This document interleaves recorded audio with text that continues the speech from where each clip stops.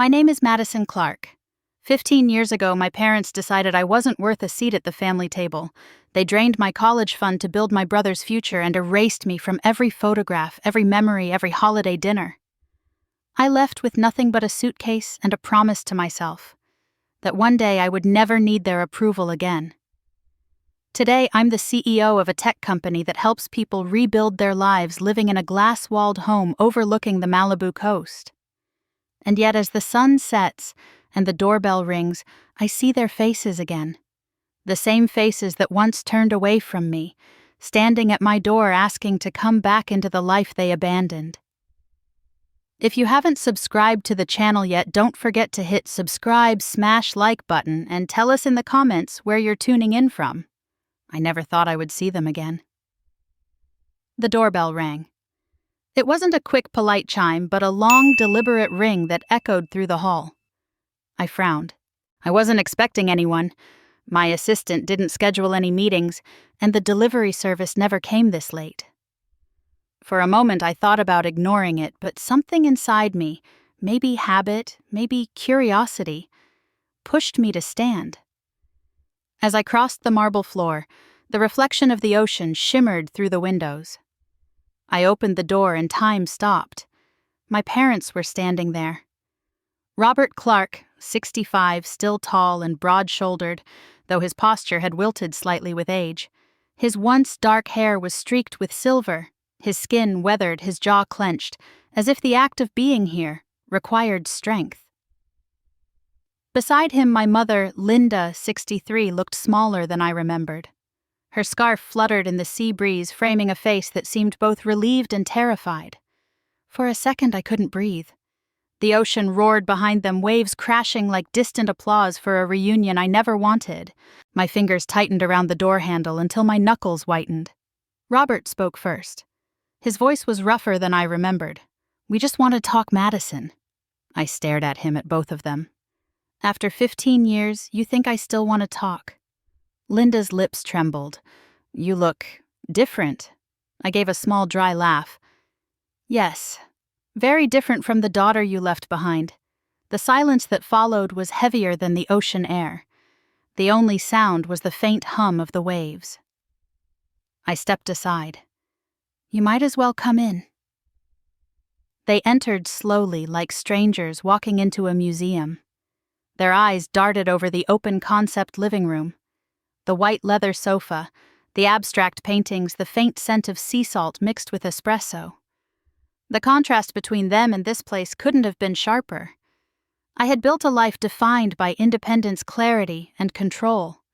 They had once taken all that from me. Robert ran a hand along the edge of the kitchen counter, pretending not to be impressed. "You've done well for yourself." I leaned against the island, arms crossed. "That's one way to put it." Linda stood near the large window overlooking the Pacific, her reflection blurred against the glass. "It's beautiful here," she said softly.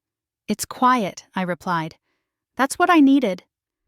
Robert cleared his throat, his tone shifting to business, the same voice he used when closing deals at his old construction company. "We came because there's something important we need to discuss." I raised an eyebrow. "I can't imagine what that could be." He hesitated, glancing at Linda before continuing. "It's about the house in Portland." The words hit like cold water. That house, the one I grew up in, the one I left behind the night I realized I'd never belong there. I kept my expression neutral. "What about it?" Robert stepped closer, his voice lower. "There are complications. Financial ones. We need your help." I almost laughed. The irony was too sharp. "So it's about money. Again." He shifted, uncomfortable. "It's not. Don't bother." I cut him off. "It's always been about money." Linda finally turned toward me, eyes glistening. "Madison, please, can we just sit and talk for a few minutes?" Her voice wavered, and for a fleeting second I saw the mother I used to run to when I scraped my knees or came home crying from school. But that woman had disappeared years ago, buried under excuses and silence. I gestured toward the couch. "Fine. Sit." They sat side by side awkwardly like guests who knew they weren't welcome. I poured water into 2 glasses and placed them on the coffee table. Nothing more. As I sat across from them, the tension filled every corner of the room. Robert rubbed his hands together, a nervous habit I hadn't seen since childhood. We wouldn't have come if it wasn't important. I'm sure, I said evenly. 15 years of silence must have been comfortable. He flinched, but didn't respond. Linda whispered, "We thought you'd moved on." "I did," I said quietly. "That's the problem, isn't it?" The clock on the wall ticked once, twice. Robert looked up, his voice breaking the fragile stillness. "We need your signature. For the sale of the old house. It's still partly in your name because of the trust fund. We can't finalize anything without you." For a heartbeat, I said nothing. I watched them. The desperation they tried to hide, the pride that still clung to their posture. The same pride that had cost me my childhood, my home, my faith in them. I rose from my chair, walking to the floor-to-ceiling window. The ocean spread endlessly before me, calm and merciless. "So that's why you came," I said softly.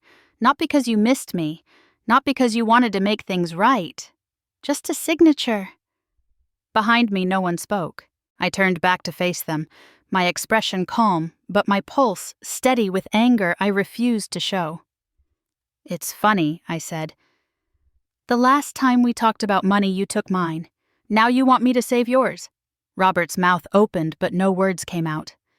The light outside dimmed as the sun began to sink.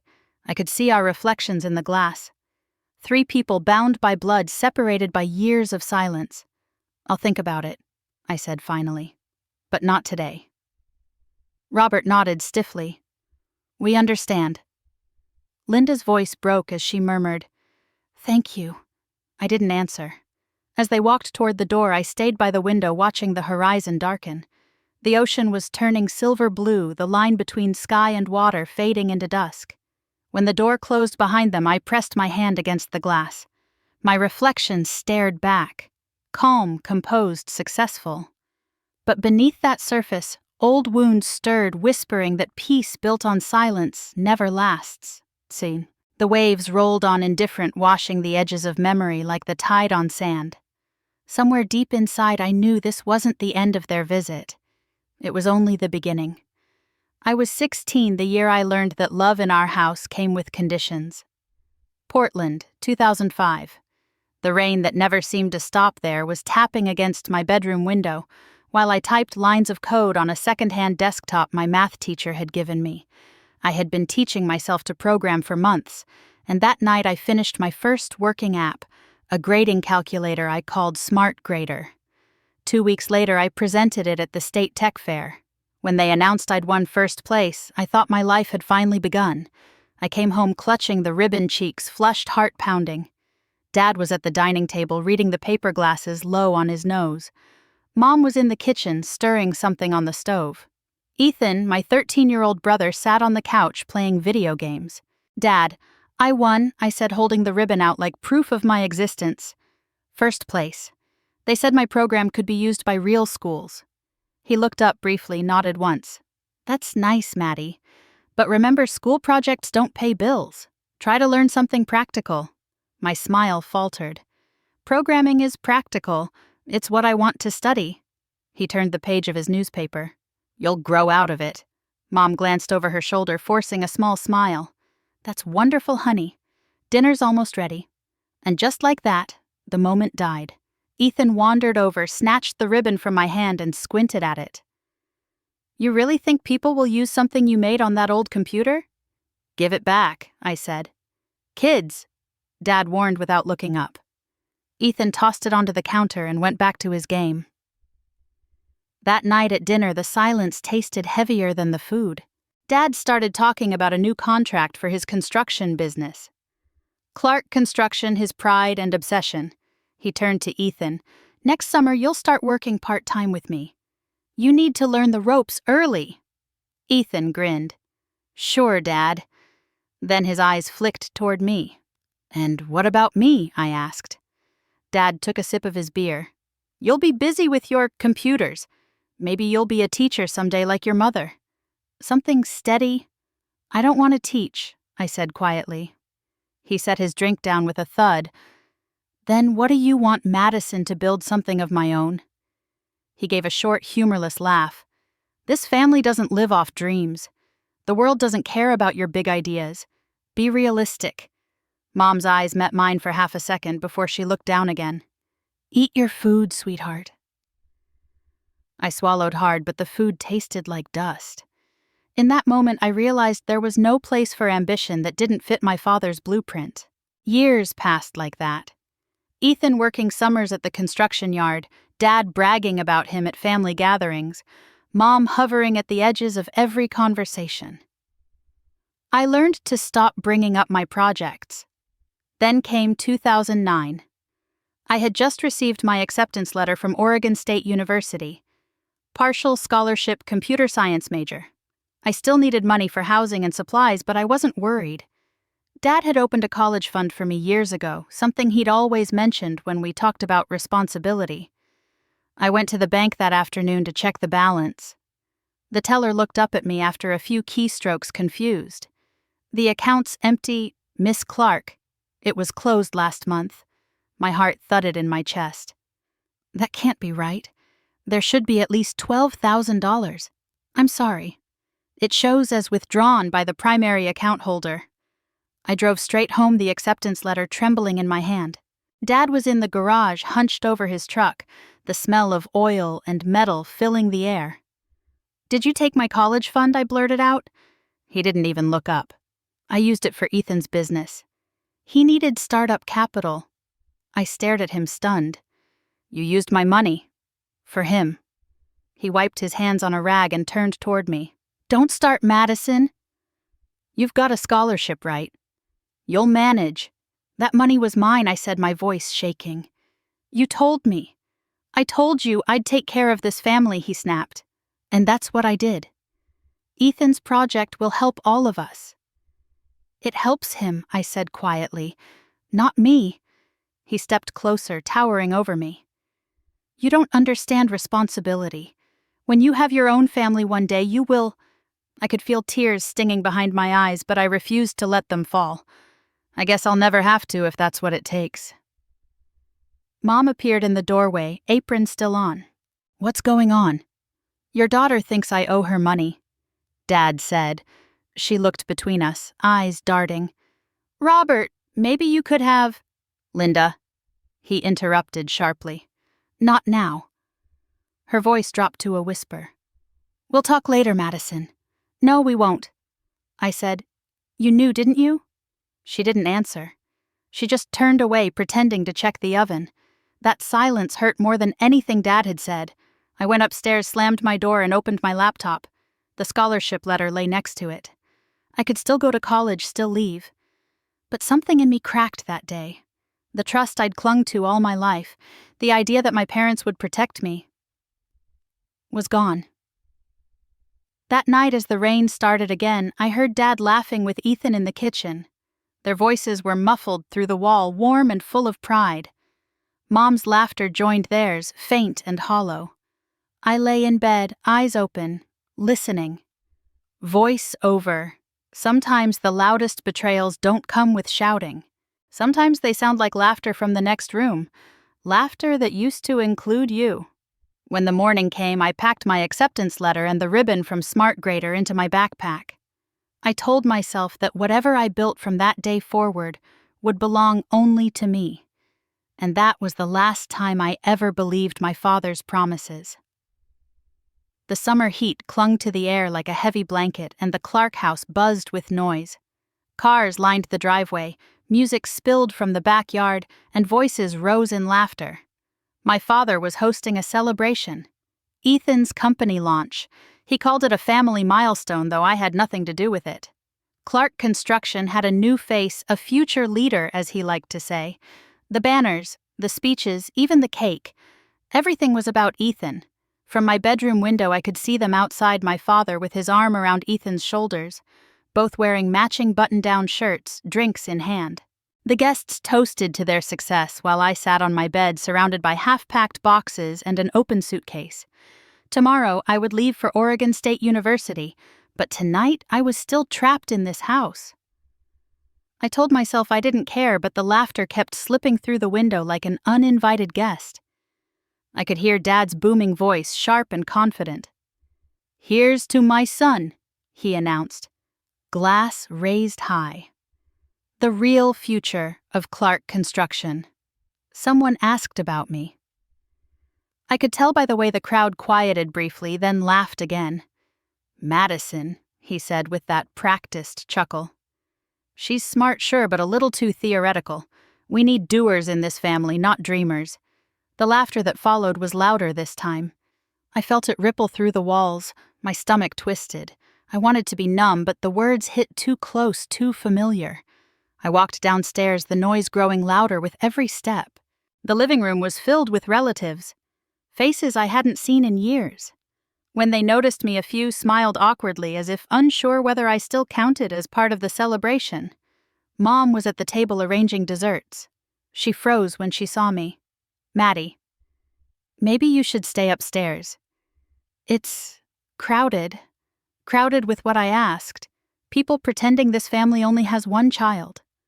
"Please," she whispered, glancing toward the backyard. "Don't start something tonight. Your father already started it." I cut in. "I heard him." She sighed, setting down a plate. "He doesn't mean harm. He just wants what's best for everyone." I laughed softly, though it came out bitter. "Everyone but me." Her expression softened the same way it always did before she folded into silence. "Just let it go, Maddie." I wanted to scream at her. Instead, I stepped closer. "You keep saying that, Mom, but every time you let it go, it's me who gets left behind." Before she could answer, a relative stumbled in from outside, red-faced and tipsy. "There's the genius," he said, too loudly, pointing at me. "Your dad says you'll make a great teacher one day. Smart and sensible, just like your mom." He laughed, then turned back to the party. Mom tried to smile, but I could see the guilt flicker across her face. I walked away before I said something I'd regret. Upstairs, I shut the door and leaned against it, my heart pounding.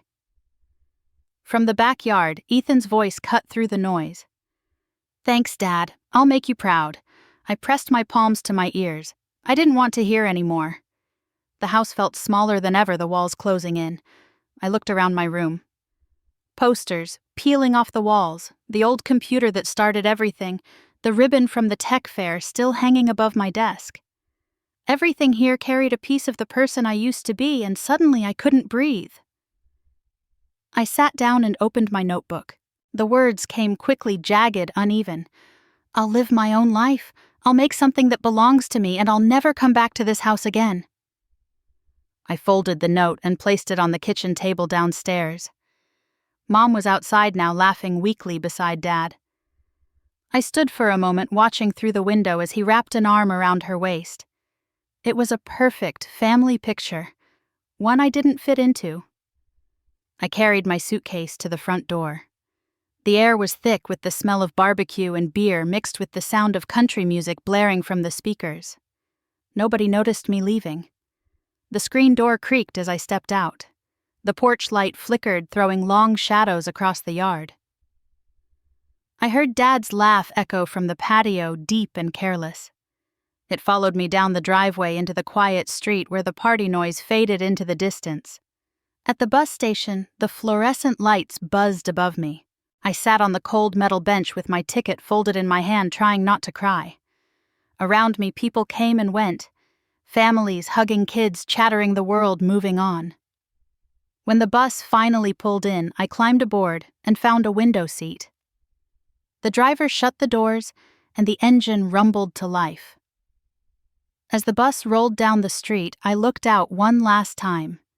Through the blur of trees and streetlights, I caught a glimpse of my father standing on the porch, hands on his hips watching the road. But he didn't wave. He didn't even look up at the bus. He just turned and went back inside. I pressed my forehead against the window, the glass cool against my skin. The city lights faded behind me. Voiceover.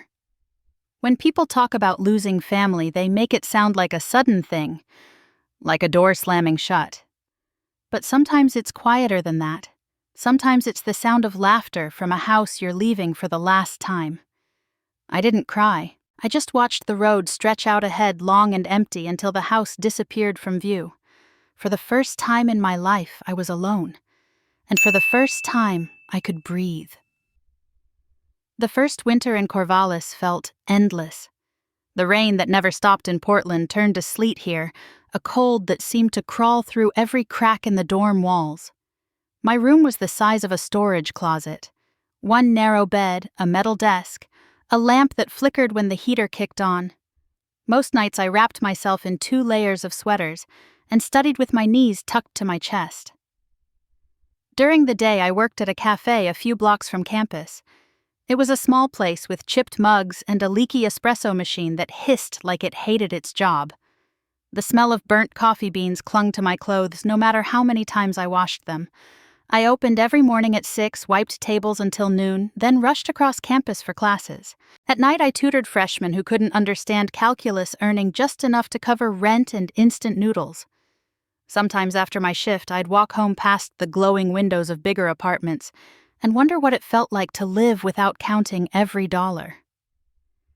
I kept a jar on my desk labeled emergency, a glass bottle filled with quarters, nickels, and a few crumpled bills.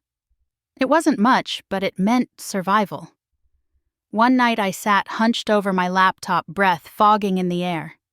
The heater had stopped working again and the maintenance office wouldn't come until morning. I rubbed my hands together, trying to warm them before typing another line of code for my class project. My stomach growled. I'd skipped dinner to save money. In the quiet, my mind wandered back to home.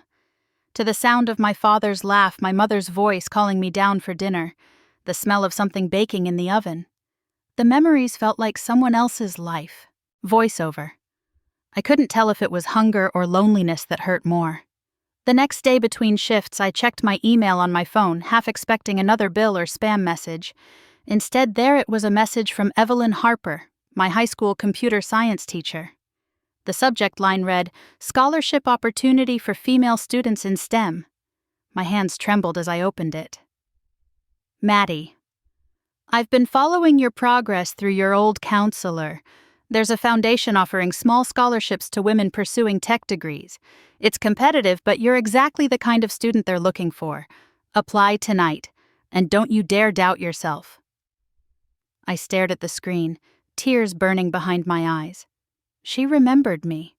Someone out there still believed I could do something.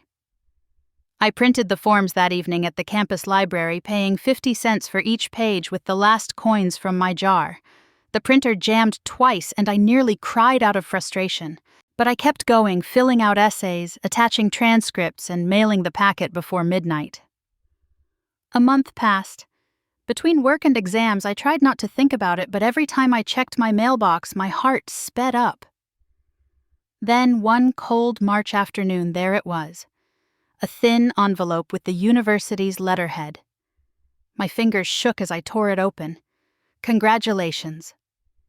You have been selected as a recipient of the Harper STEM Women's Initiative Scholarship. Award amount $3,000. The world tilted for a moment. I sat down right there on the dorm hallway floor, clutching the letter. It wasn't just the money. It was proof that I wasn't invisible. That night I called Mrs. Carr. Ms. Harper. She answered on the second ring, her voice warm and calm, just like I remembered. Madison. I was hoping you'd get my message, she said. I did. I whispered, my throat tight. I don't even know how to thank you. You already did, she said. You worked for it? Now promise me something. Don't let anyone tell you who you are or what you can't do. I promised. The next few months blurred into late nights and long mornings. I learned to live on peanut butter sandwiches and coffee, to fix my own heater with duct tape to code, until my fingers cramped. I started believing that the life I wanted wasn't a fantasy. It was just hard work, stretched across 1,000 small choices. Then one evening as I was closing the cafe, my phone buzzed. The number was familiar, but one I hadn't seen in years. Ethan. I hesitated, then answered. Hello. His voice carried that same smug tone I remembered. Hey, sis. Dad told me you're still out there trying to do that computer thing. I am, I said simply. Well, good for you. He said you're surviving on your own, huh? Guess you're tougher than we thought. Guess so. He laughed. He always said you'd figure something out. Said you're too stubborn to quit. Stubbornness has its perks, I replied. He paused, then added with a mock sweetness that stung more than any insult. I mean, it's kind of impressive. You're doing okay without anyone's help. Must be strange, though, not having a real family to lean on. I gripped the phone tighter. You're right, I said after a moment. It was strange at first, but you get used to it when you learn to stand on your own. The line went silent. Then he gave a short, awkward laugh. Take care, Maddie. You too, Ethan. I hung up before he could say more. For a long moment, I stood in the dark cafe listening to the hum of the refrigerator and the rain against the windows. Voice over. Every insult, every dismissal, every you can't. I turned into a brick, and one by one I built something solid enough to stand on. When I stepped outside, the street glistened with rain. The neon sign above the cafe flickered its light, reflecting off the puddles at my feet. I pulled my coat tighter and started walking toward campus, my scholarship letter folded neatly in my pocket like a secret promise. That night, for the first time in months, I slept without shivering. By the time I graduated in the spring of 2012, I thought I finally had momentum on my side. I had a degree, a head full of ideas, and 2 friends from my computer science program, Lena and Mark, who believed we could build something big together. We were young, broke, and stupidly hopeful, which in hindsight was both our greatest strength and our biggest weakness. We called our startup EduBridge. The idea was simple: create an interactive learning platform that connected teachers and students through shared lesson plans and adaptive quizzes. We worked out of Lena's garage, surviving on energy drinks and instant noodles. I handled most of the coding, Mark did the back-end systems, and Lena pitched investors and wrote proposals. For a while, it felt like the dream I had been chasing since I was 16 was finally within reach. By early 2013, we had a working prototype, and a few small schools in Oregon interested in testing it. I remember staying up for 72 straight hours to fix a bug in the system before our first demo. When the teachers clapped at the end of our presentation, I felt like all the nights spent freezing in my dorm room had been worth it. Then things started to change. Lena began meeting with a local investor, someone she said could take us to the next level. Mark was thrilled. I wasn't. I wanted to grow slowly, carefully. But they called me cautious, even paranoid. You're the genius behind the code, Lena told me one night, tapping her pen against a contract. Let me handle the business side. Trust me. So I did. A few months later, the meetings got more frequent, and Lena started being vague about the details. When I asked for updates, she brushed me off. It's all legal stuff. Don't worry, I've got it covered. Then one morning I came into the office, really just that same garage, and found the place stripped bare. The whiteboard was gone, the computers were missing, and the shared drive was empty. Only a manila envelope sat on the workbench. Inside was a single sheet of paper, a letter from an attorney representing a newly registered company called Bridge Ed Technologies. It was our product, our idea. But it wasn't ours anymore. Lena had registered the software and trademarks under her own name 2 weeks earlier. Mark had signed on with her. They'd sold the rights to a larger educational tech firm for a partnership fee that totaled more than anything we could have made in years. My name wasn't mentioned anywhere. When I tried to reach them, neither picked up. My email bounced back. By the next day, both of their LinkedIn profiles listed them as product managers at Bridge Ed.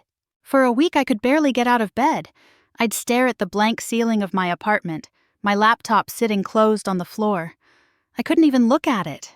The betrayal felt too sharp, too familiar. Voiceover.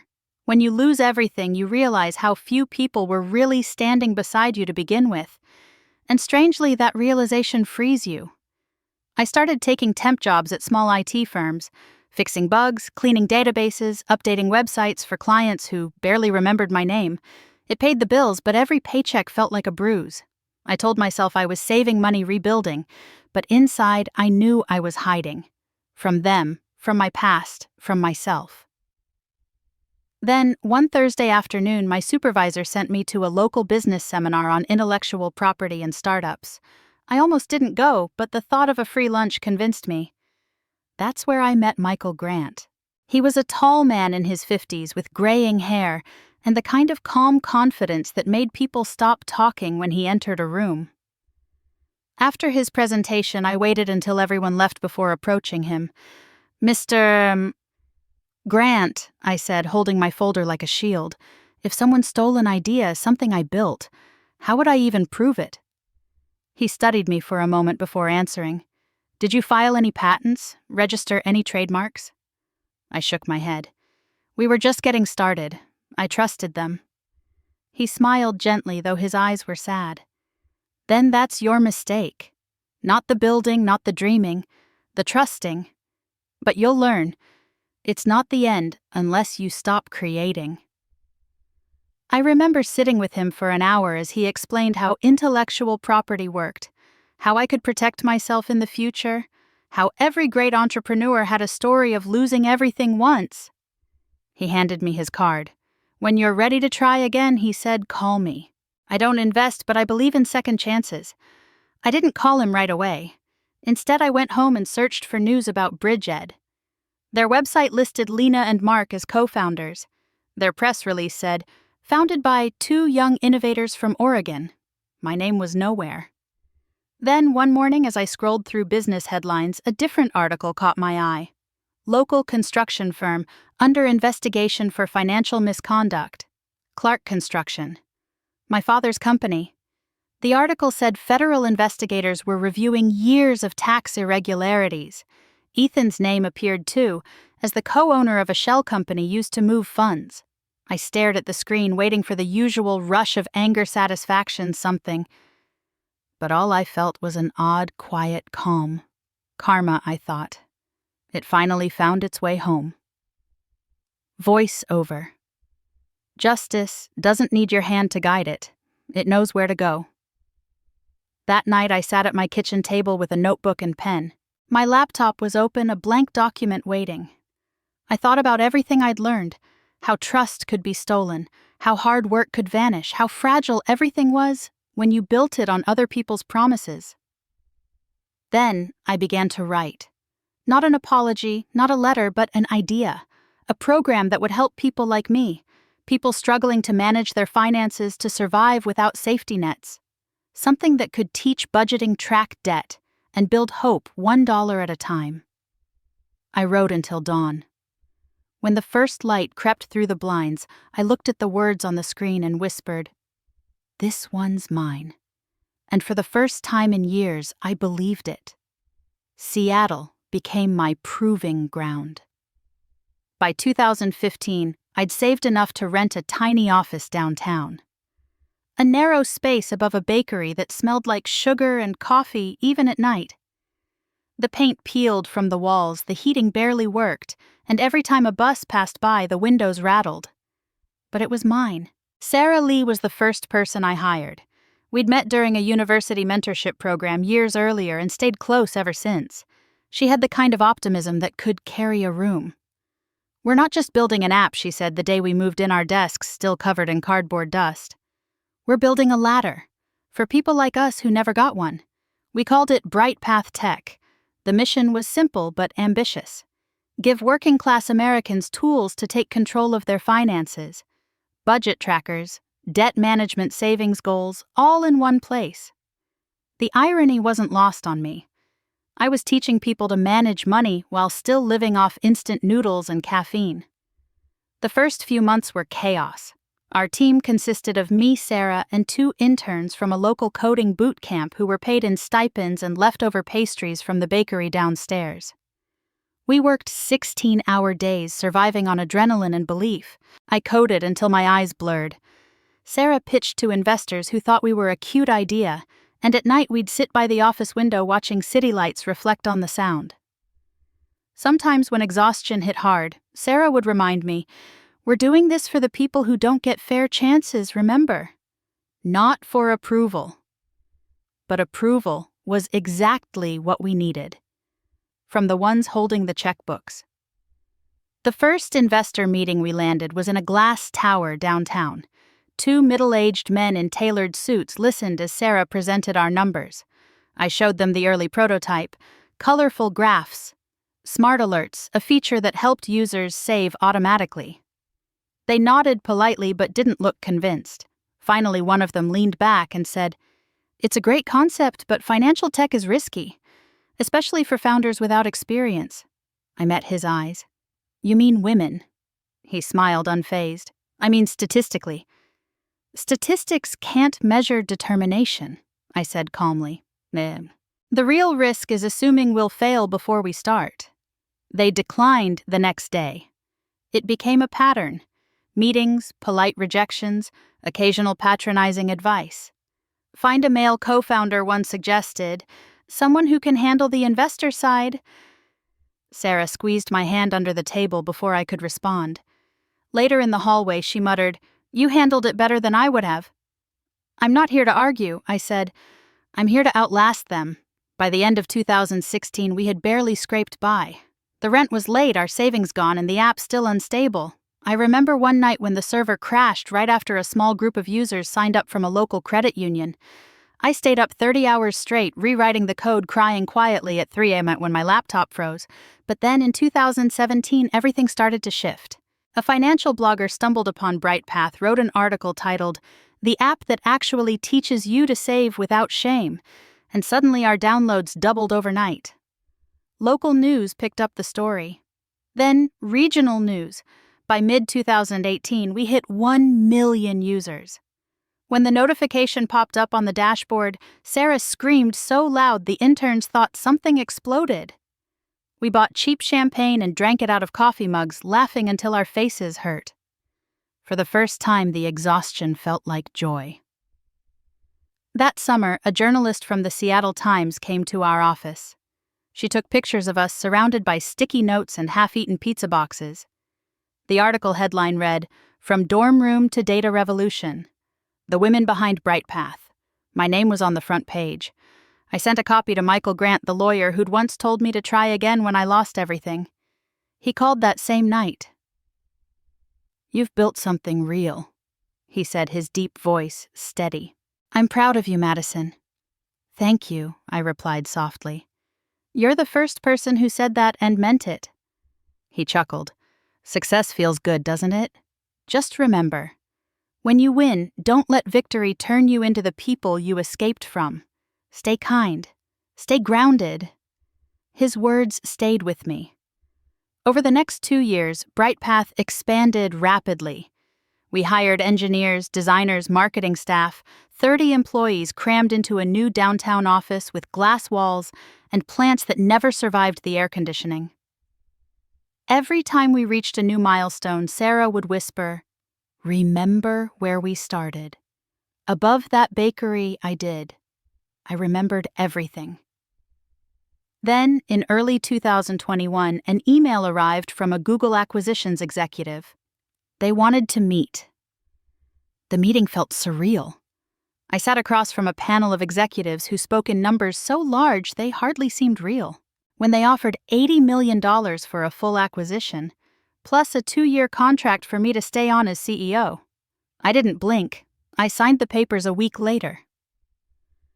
That night after the celebration, I went home alone. I poured a glass of wine, sat on the floor of my apartment, and stared at the city lights through the window. Voiceover. I didn't need their recognition anymore. Money became the quiet answer to every dismissal, every "you can't." By the end of the year, I moved to Malibu. The house wasn't about luxury. It was about space. Glass walls opened to the ocean, the horizon stretching endlessly beyond the balcony. For the first time in my life, I could breathe without hearing someone else's voice telling me who I should be. I kept a journal on the bedside table, a habit from my college days. On the first night in my new home, I wrote, "This isn't a reward. It's a declaration. I exist no matter how hard they tried to erase me." As I closed the journal, my phone buzzed on the nightstand. An email from Forbes. Subject: feature request. Interview with Madison Clark, the CEO who built success from estrangement. I stared at the screen for a long time, the sound of waves filling the silence. Then I smiled faintly and typed 2 words, "I'll agree." Because maybe some doors once closed aren't meant to stay that way forever. The Sunday afternoon light slanted through the glass walls, warm and golden, spilling across the marble floor of my Malibu home. The ocean outside was calm, the kind of quiet that made me forget the world existed. I was reading through a draft proposal for the Bright Path Foundation's expansion. Something about funding financial literacy programs for women leaving abusive relationships. When the doorbell rang, it was sharp, insistent. I almost ignored it. Hardly anyone showed up without notice, and the few who did usually belonged to my foundation team or the occasional reporter trying to catch me off guard. Still, something about the sound made me look up. When I opened the door, the air in the hallway changed. Standing there were my parents. For a second, I thought I was hallucinating.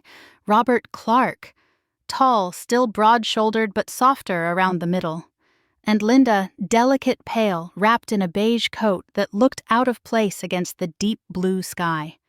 They were older, smaller somehow. The lines around their eyes were deeper, but the expressions were familiar. His unearned confidence, her hesitant guilt.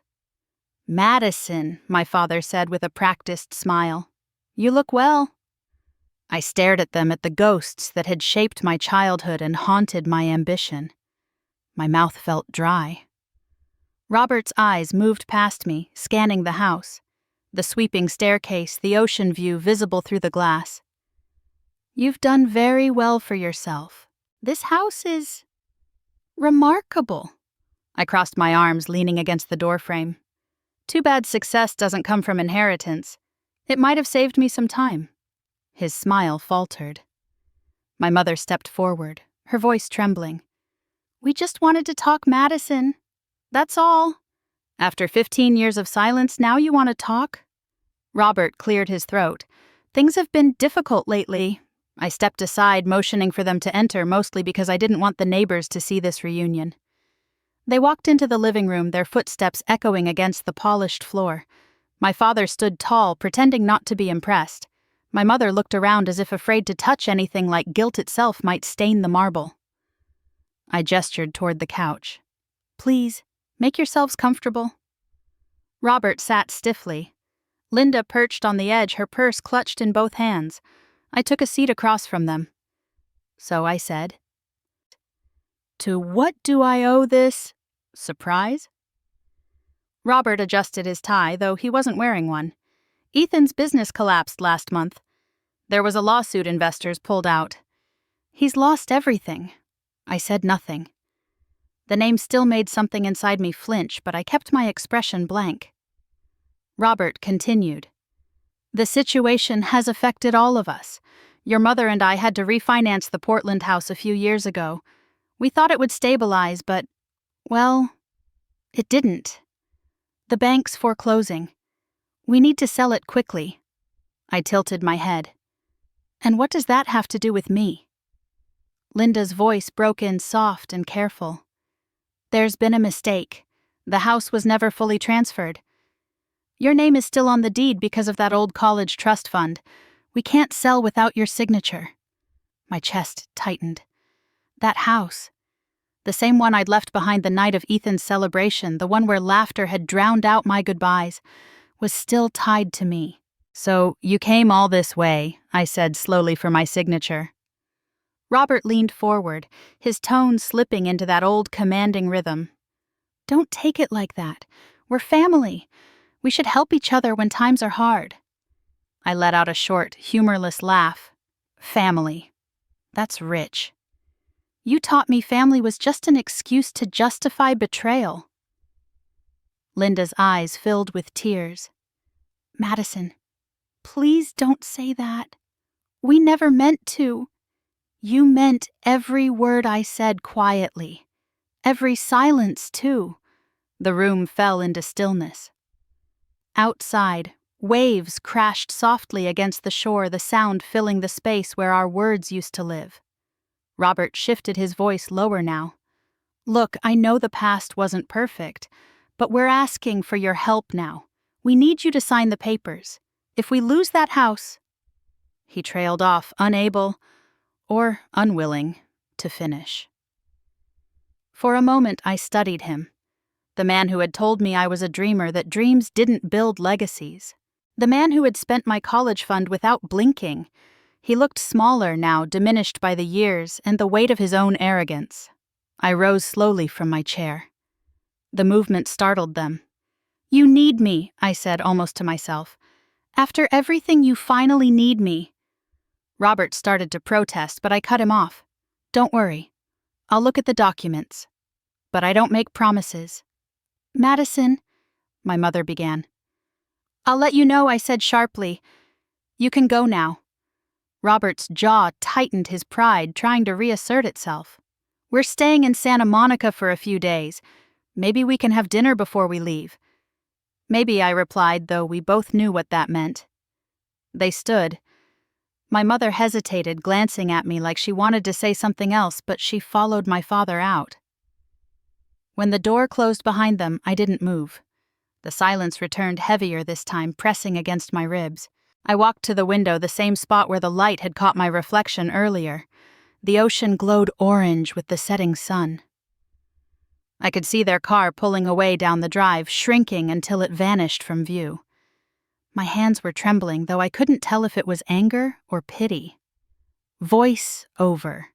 When people come back for money, they think they're bringing power with them. They forget that power doesn't come from taking. It comes from surviving without them. I turned away from the window, exhaled slowly, and picked up the untouched foundation proposal from the table. But I couldn't focus. My father's voice echoed in my head. We're family. Maybe once.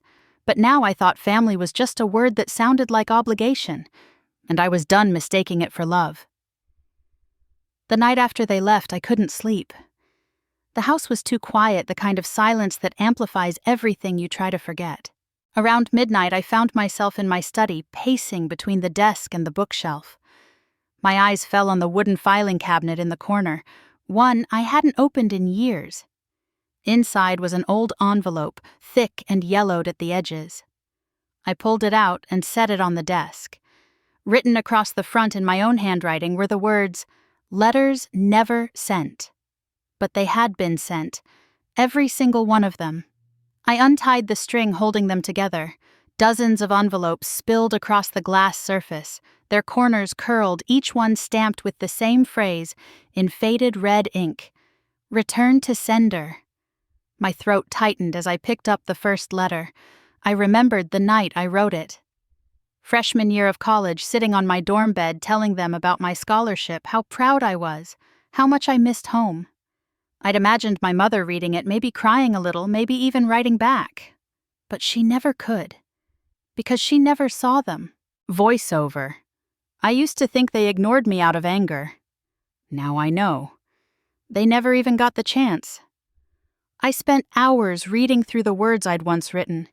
Each one was a snapshot of the girl I used to be. Hopeful, desperate, still believing family was something that could be fixed if I just tried hard enough. By dawn, I had stacked them neatly back into the envelope. My hands shook, but my mind was clear. There was no going back to not knowing. The next afternoon, my parents came again. I had almost expected it. People like my father never left unfinished business. When the doorbell rang, I was ready. They stepped into the living room looking uneasy, as if the house itself judged them. I motioned toward the table. On it sat the thick envelope tied neatly with a piece of twine. "Sit," I said quietly. Linda glanced at it, confused. "What's this?" "Something you should have seen a long time ago." I slid the envelope toward her. "Go ahead. Open it." She hesitated before pulling out a handful of letters. Her eyes moved across the page, the familiar handwriting, the postal stamps. Her face went pale. "These are from you." "Yes," I said. "Every year since I left. Birthdays, holidays, random Tuesdays when I missed you. Every single one came back to me." Robert shifted beside her, his jaw tightening. "Did you ever see any of these, Mom?" She shook her head quickly, tears already welling. "No, Madison. I swear I didn't." I turned to my father. "Then maybe you can explain it." He didn't answer. His gaze was fixed on the letters, his hands gripping his knees. "Dad," I pressed my voice, rising. "You intercepted them, didn't you?" His voice came out low, brittle. "I didn't want your mother upset. She was trying to move on." I laughed, but it sounded harsh even to my own ears. "You didn't want her upset, or you didn't want her to remember me." "Don't twist this," he snapped. "I did what I thought was best for our family." I stood unable to sit any longer. "You mean your version of family?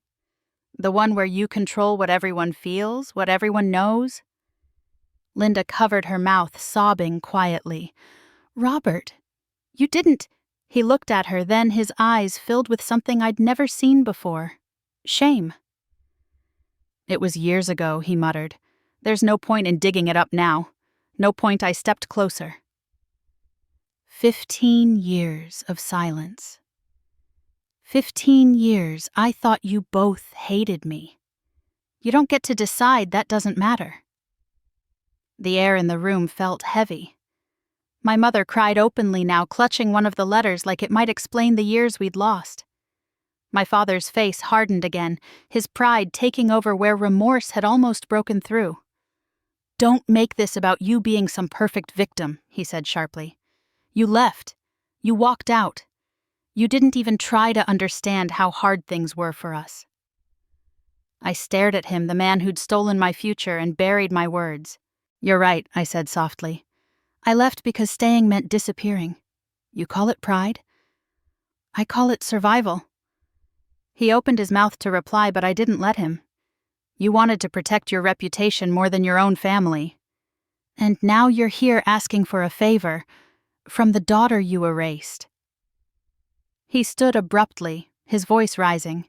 "Don't talk to me like that. I did what any father would do to keep his family together." I shook my head slowly. "No, you kept your image together. You traded your daughter for the illusion of control. Congratulations, Dad. It worked." Linda reached out toward me. "Please, Madison, stop. This isn't helping anyone." Her hand trembled, but I stepped back. "I'm not angry at you, Mom. Not anymore. I'm just tired." For a moment, no one spoke. The only sound was the steady crash of waves against the cliffs outside.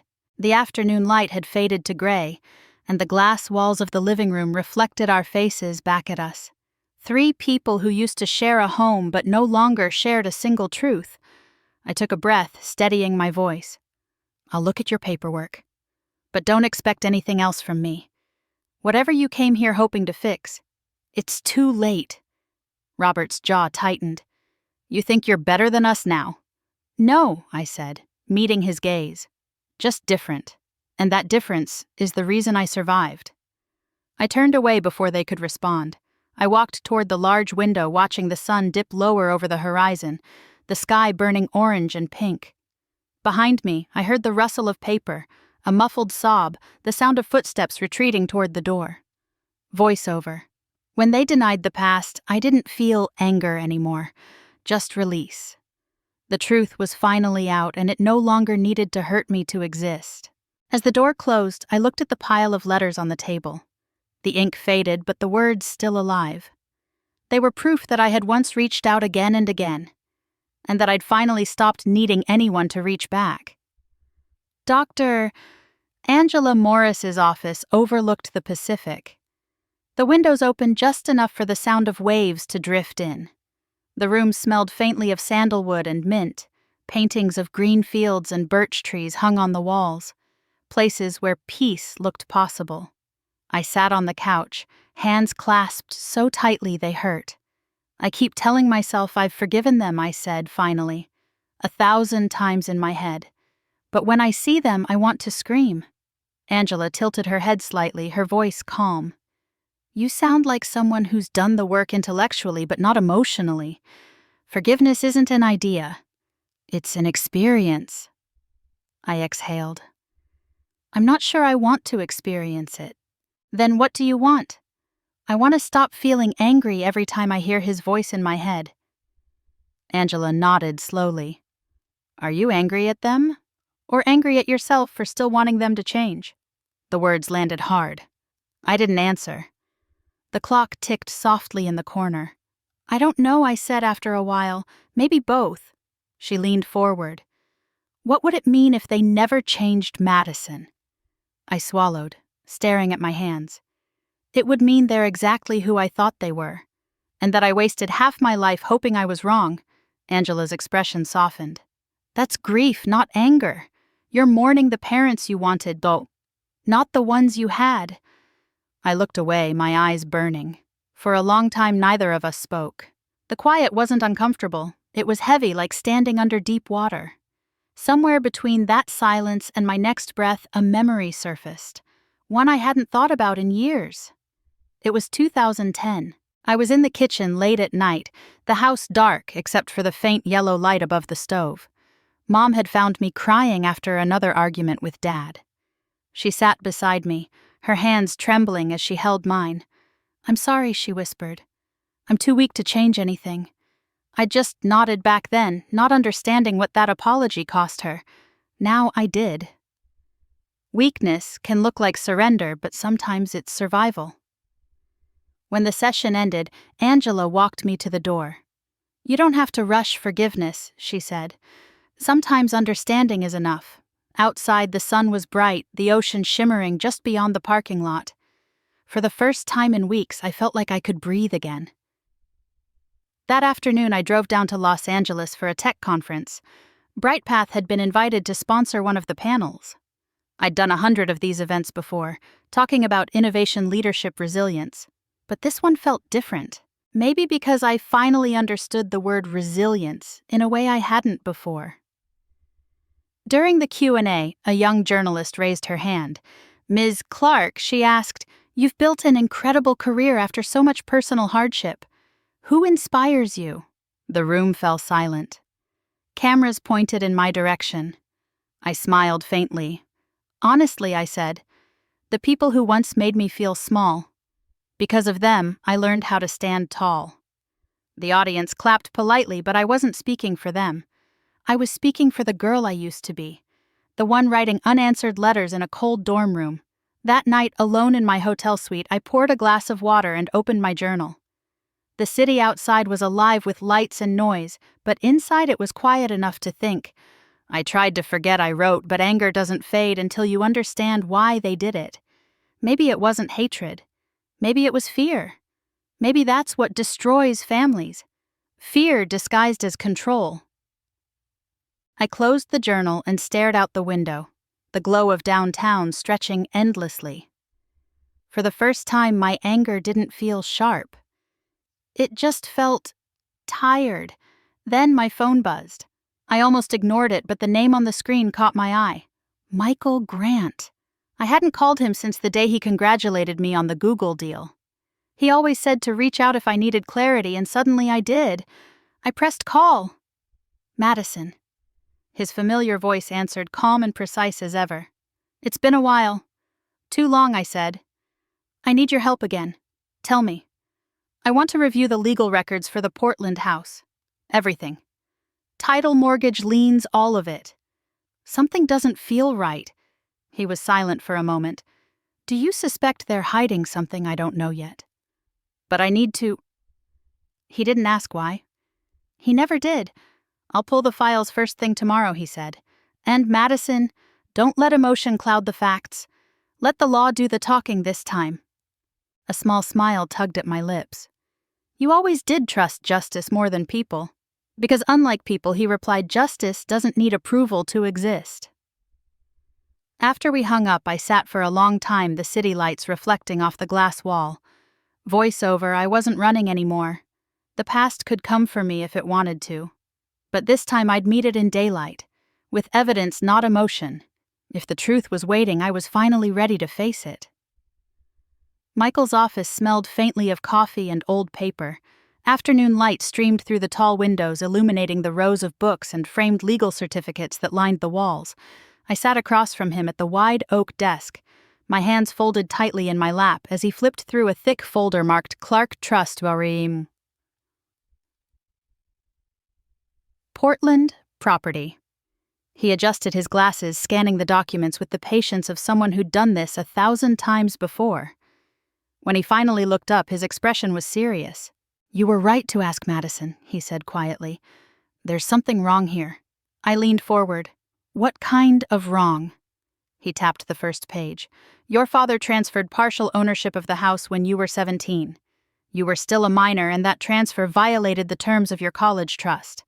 That trust was legally untouchable until you turned 21. He couldn't use or reassign it for any purpose without a court order." My stomach twisted. "He did it anyway." "Yes," Michael said. "He used your trust share as collateral for a business loan.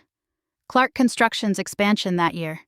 When the company failed, the house became part of the debt structure. It's why your name is still on the deed. Technically, you never lost it. You just never knew you had it." For a long moment, I said nothing. I felt the familiar mixture of anger and exhaustion. "So what now?" He sat back, folding his hands. "If you choose, we can file a civil case. Not for damages, but to formally restore your legal ownership and expose the misuse of trust funds." I hesitated. "I don't want money, Michael." He shook his head. "This isn't about money, it's about truth and accountability. You don't have to win to make a point. You just have to show up." I looked at the file again, at the black ink spelling out my father's signature. For years, I'd carried the weight of being the one who left the ungrateful daughter, but he'd been rewriting the story long before I walked away. "File it," I said. "All of it." The case moved quickly. Within a month, we were standing inside a courtroom at the Multnomah County Courthouse. The place smelled faintly of varnish and old air conditioning. I sat beside Michael at the plaintiff's table, hands clasped on the polished wood. Across the aisle, my parents sat in silence. Robert, rigid and unyielding. Linda, fragile and pale. When the judge entered, the sound of the gavel echoed through the room. My heart pounded, but my face stayed still. Michael began his statement, his voice steady and deliberate. "Your Honor, the evidence shows that Robert Clark, acting as trustee of his daughter's educational fund, transferred real estate assets while she was still underage. Those assets were used to secure personal loans for his business. This was not a family decision. It was a breach of fiduciary duty." The opposing attorney, a thin man with a shiny forehead, stood and cleared his throat. "Mr. Clark acted with good faith, intending to support his family and his daughter's future. This is not theft, it's a misunderstanding between relatives." Michael didn't even glance at him. Good faith does not erase a legal boundary, nor does family justify fraud. He paused, letting the words settle. The law doesn't care about sentiment, it cares about responsibility. I watched my father's jaw tighten. He wouldn't look at me. When it was my turn to testify, I walked to the stand, palms damp but voice steady. Michael asked simple questions, confirming dates, signatures, the timeline of my discovery. The opposing counsel tried to trip me up, implying I was doing this out of revenge. "No," I said, meeting his gaze. "Revenge would mean I want something from him. I just want the truth to exist somewhere other than my memory." The courtroom stayed silent. Linda wiped her eyes. My father stared at the table. After closing arguments, the judge took a moment before speaking. His voice was measured but firm. "The court finds that the transfer of assets in question was unlawful. The Portland property and all related trust rights are hereby restored to the plaintiff, Madison Clark." The sound of the gavel cracked through the air again. My breath caught. Across the room, my father's head dropped. His shoulders slumped under the weight of something heavier than defeat. My mother began to cry quietly, her tissue trembling in her hands. As people shuffled to leave, I walked past their table. I stopped for just a second, leaning close enough for my words to reach him, but not the court reporter. "You once told me I'd never win against you," I said softly. "Turns out justice doesn't care about family pride. Only truth." He didn't look up. Outside the courthouse, the air smelled like rain. Reporters waited by the steps, microphones ready, but I walked past them without answering. My phone buzzed as I reached the car. It was a message from an unknown number. "Ethan, saw the news? You won?" I stared at it for a moment, then typed back one line. "No, justice did." Voiceover. Some victories aren't celebrations, they're corrections. Small acts of balance that tilt the world back toward right, even just a little. As I drove away, the courthouse shrinking in my rearview mirror, I didn't feel triumphant. I felt calm. The truth had finally caught up, and I didn't have to chase it anymore. It was a quiet afternoon when they came again. The air over Malibu was still heavy with salt and sunlight, and the waves below my balcony moved slow and deliberate, as if the ocean itself refused to rush what was inevitable.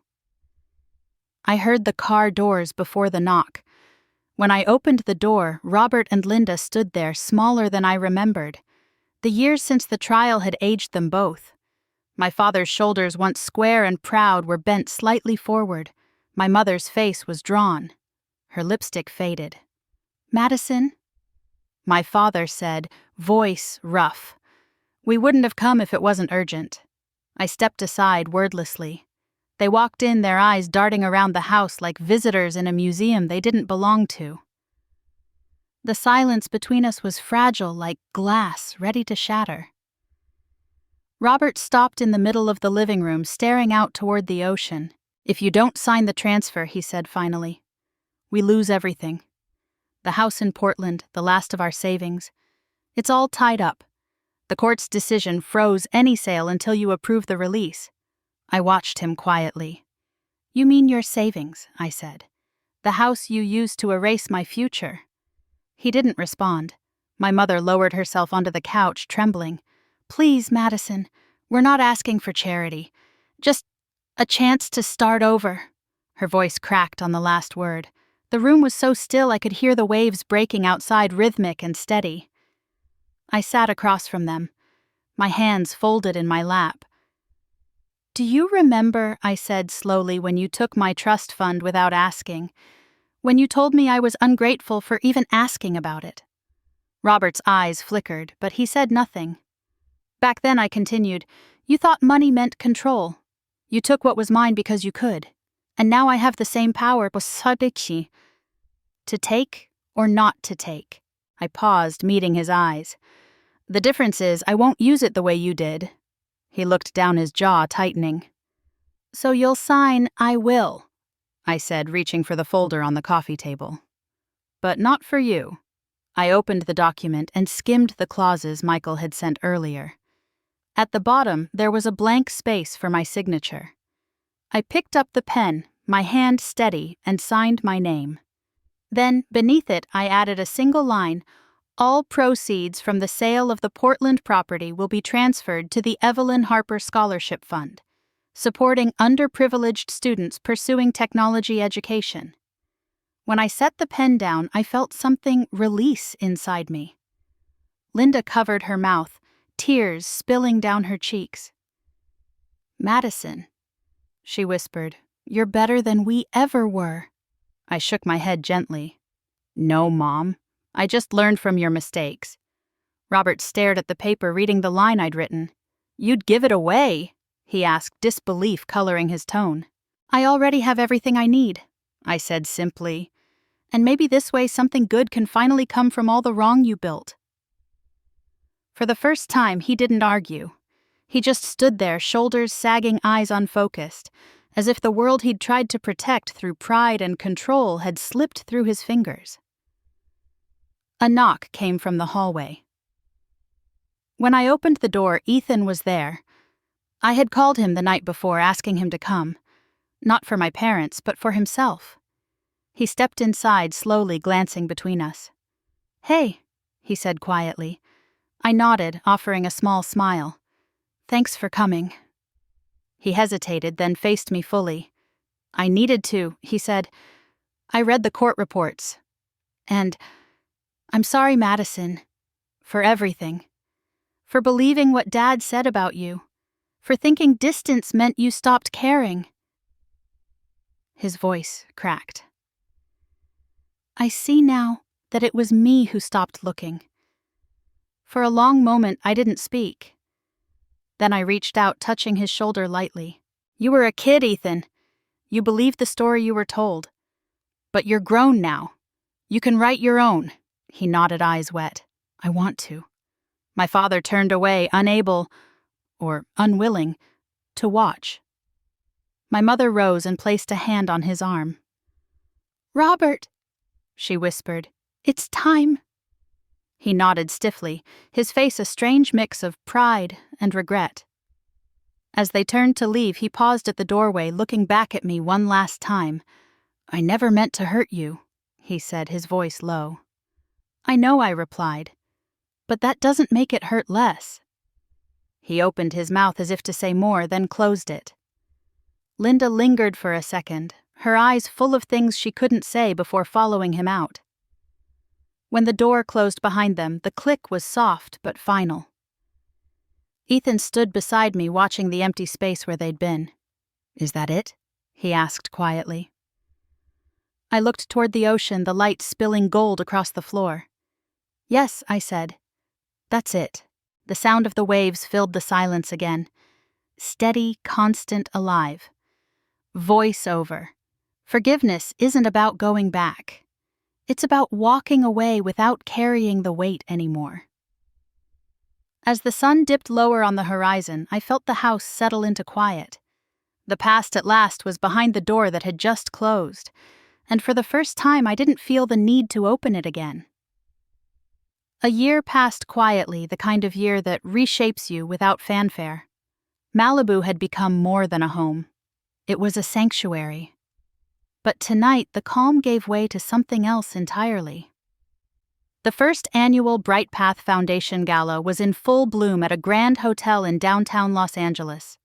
Crystal chandeliers sparkled above 300 guests, students, donors, journalists, and friends, each dressed in their finest laughter and conversation humming like music. I stood backstage, the soft buzz of microphones and camera flashes echoing faintly from beyond the curtain. Sarah was beside me, her hand resting lightly on my arm. You ready? She asked. I smiled. As I'll ever be. When I stepped onto the stage, a warm spotlight followed. The applause rose and then softened as I approached the podium. From up here, the room looked like a sea of light, faces turned toward me, expectant, hopeful. I took a breath steady and deep. Good evening, I began. A few years ago, I thought justice and compassion couldn't coexist. That to stand for what's right meant closing your heart to forgiveness. But tonight, looking at all of you, I know they can. The words came naturally. I spoke about the Foundation's purpose, to provide scholarships and mentorships for students who came from fractured homes from stories like mine.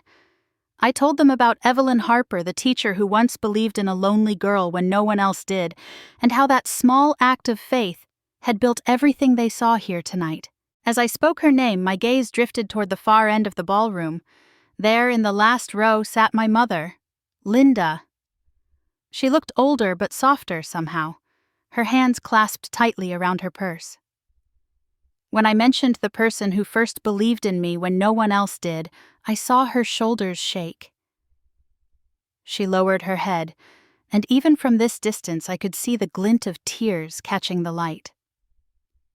I finished the speech with calm gratitude, thanked our supporters, and stepped back to the sound of applause. But the noise faded behind me as soon as I walked off stage. Mom was waiting by one of the side doors. For a long moment, we just looked at each other. There were no reporters, no audience, just us standing in the quiet corridor beneath the golden light. I wasn't sure you'd come, I said softly. Her voice trembled. I almost didn't. I didn't think I had the right. We stood there, the silence stretching between us, until I finally spoke. I know you didn't mean to hurt me, Mom, but silence can wound as deeply as words. You didn't stop him, and that silence, It broke something. She nodded, tears spilling freely now. I know, and I've carried that with me every day. I thought I was protecting peace, but all I did was protect the wrong person. I felt something shift inside me, the edge of anger melting into something softer, something like understanding. She reached out and took my hand, her grip trembling. I'm sorry, Madison. For all of it. I squeezed her hand back gently. You just said what I needed to hear 15 years ago. We didn't hug. We didn't need to. The air between us felt lighter, filled with a quiet kind of forgiveness that didn't erase the past, but stopped letting it hurt. After she left, I returned to the ballroom. The dinner had begun, glasses clinking, students laughing at tables decorated with gold centerpieces. The scholarship recipients beamed as they took photos with mentors and donors. Among them were 2 young women, one from Texas, one from Detroit, both holding letters that said Evelyn Harper Scholarship. I slipped out to the terrace. The night air was cool, the city below alive with traffic and light. The Pacific stretched somewhere beyond the horizon, invisible but steady. I leaned against the railing, the glass of champagne in my hand catching the glow from inside. Sarah joined me a moment later. She leaned her elbows on the rail beside me, her hair catching the wind. They're calling tonight a success, she said with a grin. You raised more than we projected. I smiled faintly. That's good. She looked at me, studying my face. You don't look happy. What's wrong? Nothing's wrong, I said. I just feel lighter. But you know how it is. Even when the storm ends, you can still hear the echo of the thunder. Sarah nodded, her expression soft. You did it, Maddie. You turned pain into purpose. Not everyone gets there. I watched the lights of Los Angeles shimmer in the distance, thinking about how far I'd come, from a small, frightened girl in Portland to a woman who built something from the ashes. It doesn't erase what happened, I said quietly. But it gives it meaning. She raised her glass toward me. To meaning, then. We clinked glasses. The sound was small but satisfying, like punctuation at the end of a long story. I stayed on the balcony after she went back inside, letting the cool air settle around me. Somewhere below, the waves met the shore, unseen but eternal. Voice over. After 15 years of being excluded from my own family, I finally understood. Family isn't about blood. It's about the people who don't walk away when the world turns its back on you. The city glowed beneath me, alive and endless, and for the first time I felt peace, not the fragile kind that depends on silence, but the kind you earn by facing every truth and surviving it. If this story makes you believe that justice and compassion can exist together, share it with someone who's been hurt the way I was. Maybe they'll find their peace too.